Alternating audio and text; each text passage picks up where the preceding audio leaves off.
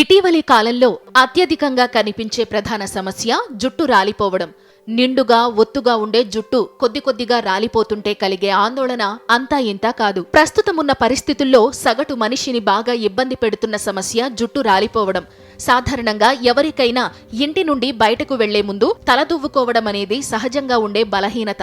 అలాగే మహిళలకు కూడా కేశాలంకరణపై ఉండే శ్రద్ధ అంతా ఇంతా కాదు. అందుకే పురుషులైనా స్త్రీలైనా దీనికంటూ ప్రత్యేకంగా కొంత సమయాన్ని కేటాయిస్తూ ఉంటారు. కానీ ఇలా దువ్వుకున్న ప్రతిసారి గంపగుత్తగా వెంట్రుకలు రాలిపోతూ ఉంటే చాలా కంగారు పడుతూ ఉంటాం. వెంట్రుకలు రాలిపోతున్నందుకు కొంత భయం కలిగితే జుట్టు రాలిపోయాక అర్ధచంద్రాకారంలోనో పూర్ణ చంద్రాకారంలోనో ఉండే ఆ రూపాన్ని ఊహించుకుని మరింత కుమిలిపోతూ ఉంటారు. అసలు జుట్టు ఇంతగా రాలిపోవడానికి కారణాలు ఏమిటా అని తరచి చూస్తే దైనందిన జీవితంలో మన అశ్రద్ధే దీనికి ప్రధాన కారణమని అధ్యయనాలు చెబుతున్నాయి.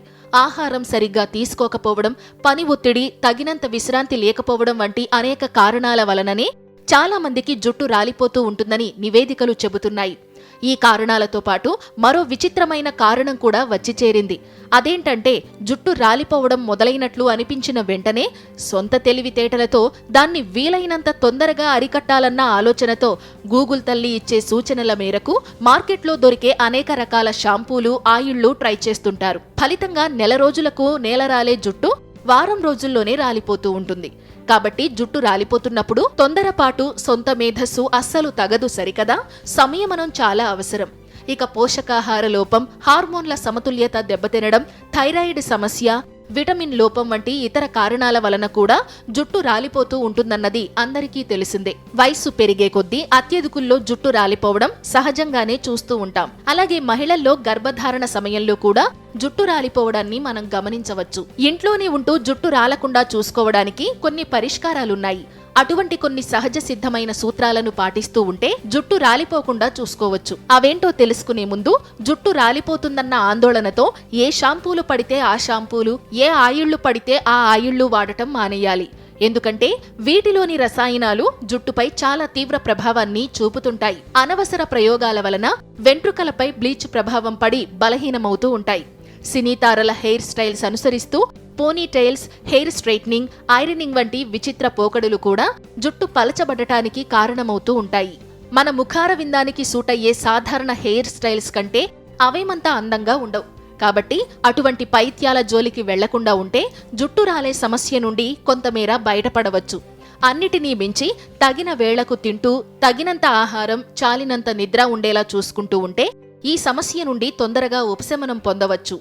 ఇక సహజ పరిష్కారాల విషయానికి వస్తే మన వంటింట్లో దొరికే కొన్ని పదార్థాలను ఉపయోగించి వాటి సాయంతో జుట్టు రాలిపోవడాన్ని కొంతవరకు అరికట్టవచ్చు. వాటిలో ప్రధానమైనవి ఉల్లి రసం, నిమ్మరసం, కలబంద గుజ్జు, వేప నూనె, మెంతులు, గ్రీన్ టీ వంటివి శిరోజాలు బలంగా తయారవడంలో దోహదపడుతూ ఉంటాయి.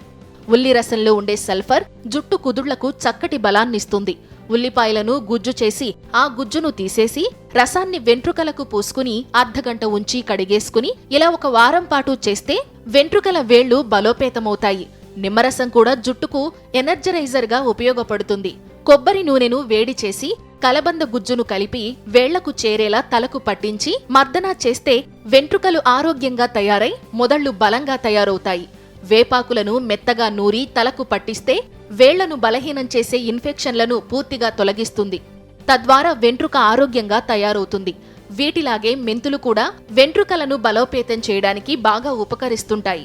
అవకాడో, బెర్రీలు, క్యారెట్, బీట్రూట్, మష్రూమ్, అరటి పండ్లు, గుడ్లు, ఓట్స్, తృణధాన్యాలు వీటన్నిటితో పాటు బీటా కెరోటిన్ ఎక్కువగా ఉండే ఆహారాలను తీసుకుంటూ ఉండాలి. ఐరన్, ఫోలేట్ అధికంగా ఉండే పాలకూర, డ్రై ఫ్రూట్స్ వంటివి కూడా జుట్టు ఆరోగ్యానికి దోహదపడుతుంటాయి. చూశారు కదండి, జుట్టు రాలిపోయే సమస్యకు సంబంధించిన పూర్తి వివరాలు, పరిష్కార మార్గాలు. ఈ వీడియో గనుక మీకు నచ్చినట్లయితే లైక్, కామెంట్, షేర్ చేయండి.